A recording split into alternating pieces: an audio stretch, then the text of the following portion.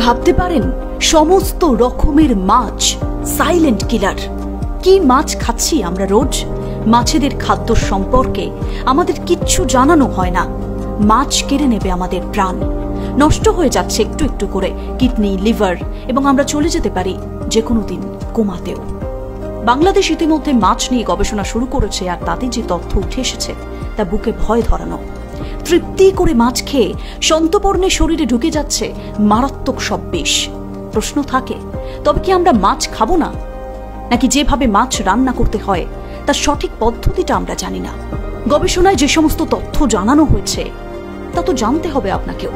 রিপোর্টের সঙ্গে থাকুন শেষ পর্যন্ত এবং জানুন কি খাচ্ছেন, মাছ নাকি প্লাস্টিক নাকি বিষ।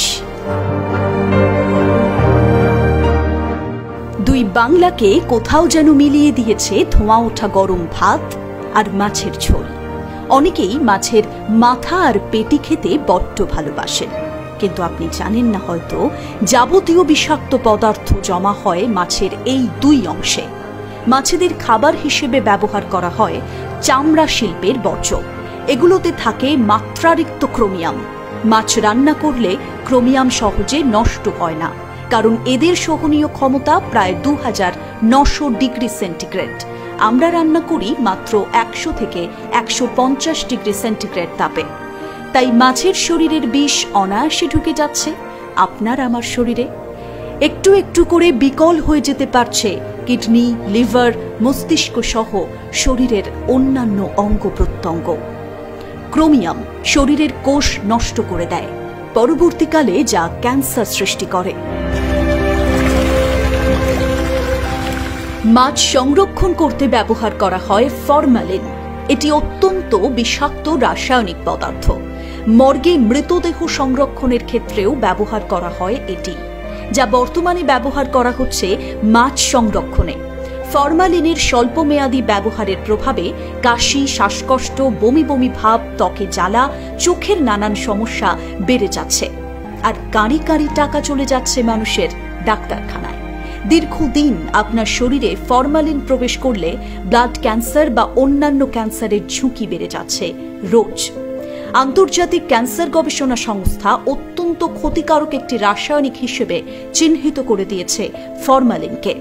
আপনি জানেন, ছাগল কিংবা মুরগির একেবারে অপ্রয়োজনীয় অংশ ড্রামে করে চলে যায় বড় বড় জলাশয়ে, আর সেখানে মাছেদের খাদ্য হিসেবে ব্যবহার করা হয় এগুলো, যাতে মাছের স্বাস্থ্য ভালো হয়। বেশি দামে বিকোয় সেই সমস্ত মাছ। পশুর নাড়ি ভুঁড়ি মাছেদের দেওয়া হচ্ছে খাদ্য হিসেবে। মফস্বলের দিকে পাড়ায় পাড়ায় হাঁড়িতে করে মাছ বিক্রেতারা বের হন। তাদের কাছে মাছ কেনার একটাই কারণ ভেড়িতে চাষ করা মাছের এই সমস্ত খাদ্য যে আসলে বিষ, যা আমাদের শরীরে ঢুকে যাচ্ছে রোজ।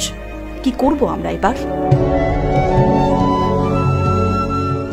বাংলাদেশের বিখ্যাত জাহাঙ্গীরনগর বিশ্ববিদ্যালয়ের পরিবেশ বিভাগের তরফ থেকে একটি গবেষণা চালানো হয় সম্প্রতি। সেই গবেষণায় উঠে আসে বুকে ভয় ধরানো তথ্য। রাজধানী ঢাকার বিভিন্ন বাজার থেকে 17টা প্রজাতির প্রায় 48টা মাছ সংগ্রহ করা হয়, আর ওই সমস্ত প্রজাতির মাছের শরীরেই প্লাস্টিকের ক্ষতিকারক টুকরো মিলেছে। এবার বুঝে দেখুন, রোজ আপনি মাছ খাচ্ছেন নাকি ক্ষতিকারক প্লাস্টিক। রুই, তেলাপিয়া, কই, কালবাউস, বেলে, ট্যাংরা প্রভৃতি মাছ নিয়েই সংশয় তৈরি হচ্ছে। মানুষের শরীরে ধীরে ধীরে বিষ পৌঁছে দিচ্ছে এই সমস্ত মাছগুলো। মাছের শরীরে জলাশয় কিংবা সমুদ্র থেকে ঢুকে যায় পারদ এবং সীসাও। মধ্যবিত্ত বাঙালির কাছে অত্যন্ত জনপ্রিয় মাছ তেলাপিয়া। গবেষণা বলছে এই মাছের মধ্যে লুকিয়ে রয়েছে হৃদরোগ, পক্ষাঘাত, হাঁপানির মতো রোগ। তেলাপিয়া মাছে জমা হয় ডিবুটাইলিন নামে এক ধরনের কেমিক্যাল। মুক্ত জলের মাছের থেকে খামারে চাষ করা তেলাপিয়ার শরীরে ডাইঅক্সিন থাকে প্রায় 11 গুণ বেশি। তাহলে সত্যিই কি আমরা মাছ খাওয়া ছেড়ে দেব? তথ্য বলছে মাছ কেনার সময় ফরমালিনের উপস্থিতি আপনি বুঝতে পারবেন না। ভালোভাবে সঠিক পদ্ধতিতে মাছ খেতে হবে।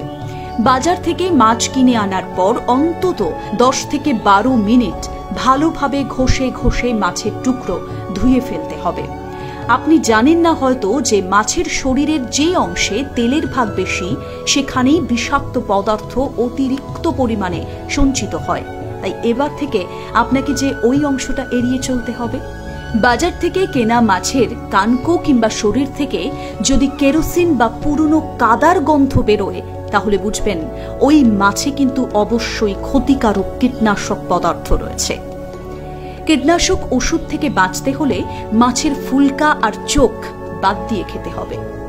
গবেষণা বলছে মাছের টুকরো প্রথমে সর্ষের তেলে ডুবিয়ে ভালো করে ভেজে নিতে হবে।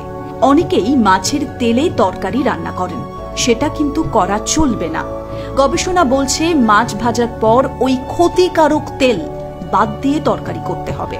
কিন্তু মধ্যবিত্তের পক্ষে কি আর তা করা সম্ভব? তেলের বাজারেও তো আগুন লেগে গেছে।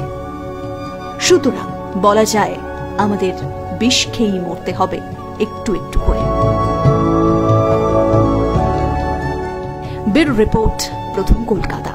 খুবই ইন্টারেস্টিং এবং জানার মতো বিষয় রিপোর্ট দেখতে হলে সঙ্গে থাকতে হবে প্রথম কলকাতার। আমরা নতুন নতুন তথ্যের সঙ্গে আপনাদের কাছে ফিরব প্রিয় দর্শক। আজ আপাতত এখানেই শেষ হচ্ছে এই রিপোর্টটি।